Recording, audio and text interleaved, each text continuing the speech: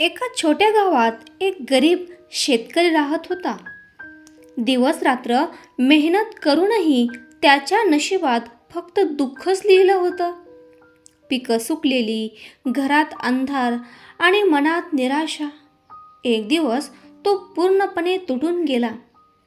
डोळ्यात अश्रू घेऊन तो आकाशाकडे पाहत म्हणाला, स्वामी, आता काहीच उरलं नाही. माझा हात धरा. तो आर्त आवाज पोहोचला स्वामी समर्थ यांच्यापर्यंत.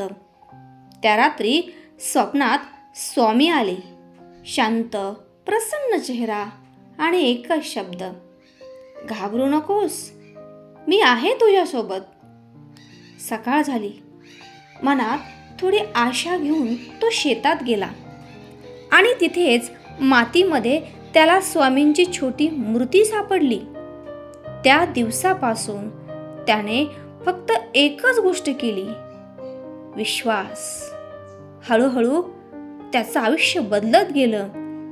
सुकलेली पिकं हिरवी झाली, घरात आनंद परत आला आणि त्याच्या चेहऱ्यावर पुन्हा हास्य उमटलं.